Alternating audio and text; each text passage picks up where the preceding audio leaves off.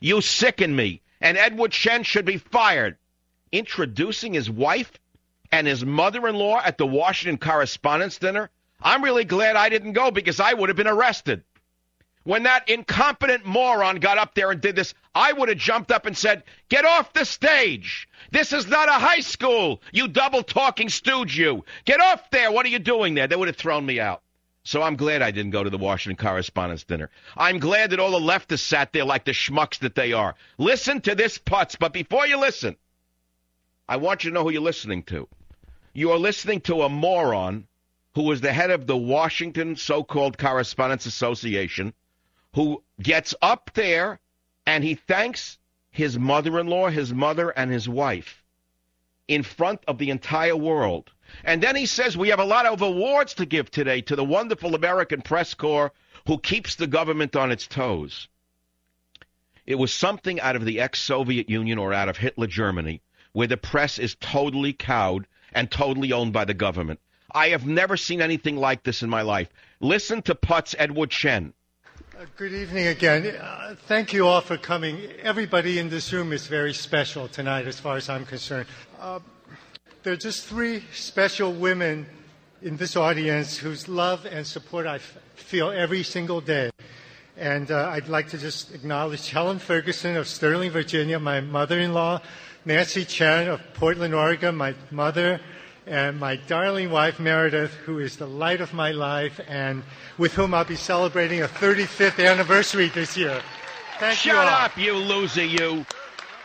Shut up, you idiot, you. You belong in a junior high school. What the hell has happened to this country that people don't boo this boob off the stage? I said to myself as I watched TV and clicked the channel away. I'll be right back. Savage.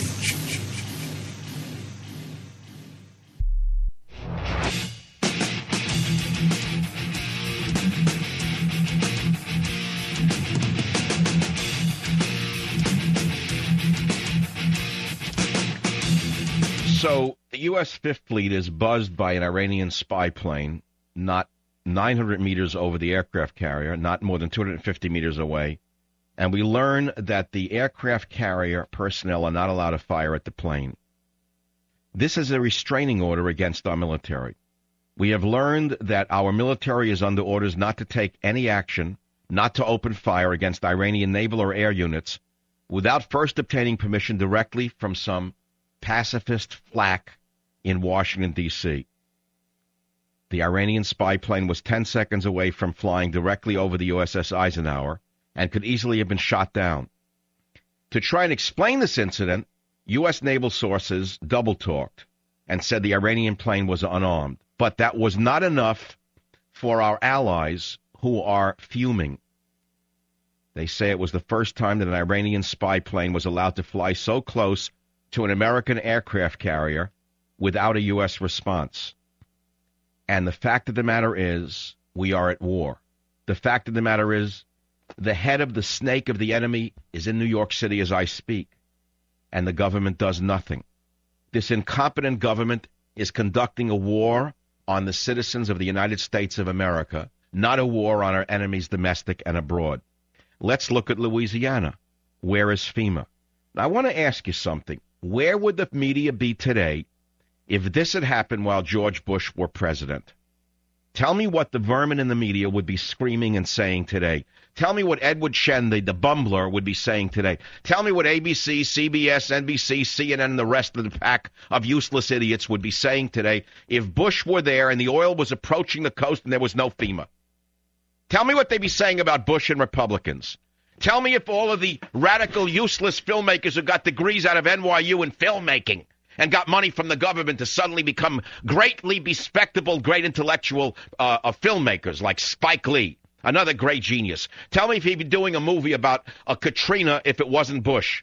Tell me if he'd be doing a movie about the oil spill and Obama. Tell me who's going to be doing that movie about what Obama was doing while the oil was perilously approaching the coast and the birds were dying and the sea turtles were choking on the oil and Obama was giving tepid jokes written by some schmuck from Comedy Central.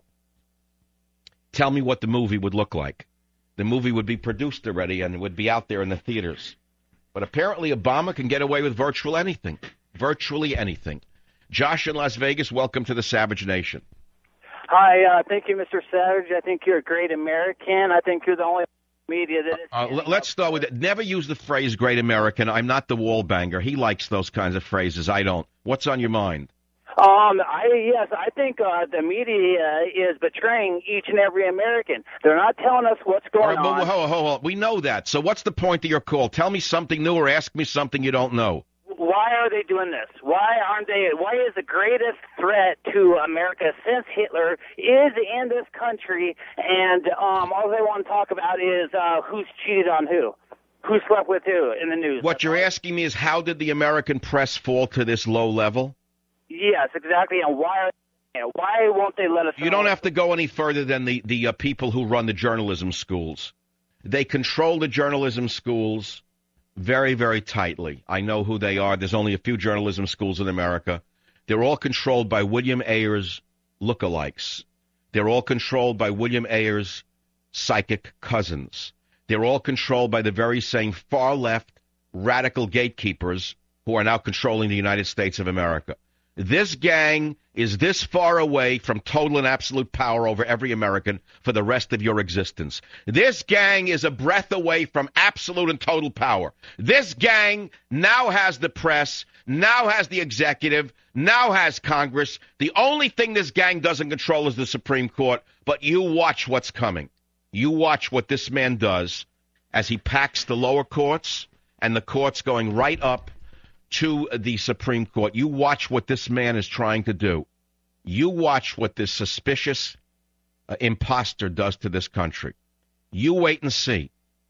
Now, we all know about William Ayers. We've heard it 1,000 times. We all know why he's trying to give citizenship to illegal aliens, because basically they don't speak English and they all vote communist so long as they're told to vote communist. But what he's trying to do is build an unchecked executive power center. He has installed a shadow government of radicals. They are not subject to Senate confirmation. They are not answerable to anyone but except King Obama. The fact of the matter is he's now trying to pack the Supreme Court and lower courts with radical communist judges who will overstep their constitutional authority. Most of them come from Harvard University. He is loading the courts with judges who will support his moves as being consistent with the Constitution when they are clearly against the Constitution. And so, ladies and gentlemen, this gang is one breath away from total and absolute power. And here's a man who gets up and gives jokes while the birds are dying in Louisiana, while the Iranian planes are buzzing our aircraft carriers in the Gulf. A bomb almost goes off at Times Square, and he gives tepid jokes, and there's not one outcry amongst the sea of so-called journalists Saturday night in Washington, D.C., where they are only a hairbreadth away from controlling this country. A hairbreadth. Now, if you say that this is a little extreme or I'm overplaying it and he's just a nice guy trying to undo what Bush has done, my friends, you are very naive, or you yourself are suspect in my book. This is, of course, one man's opinion.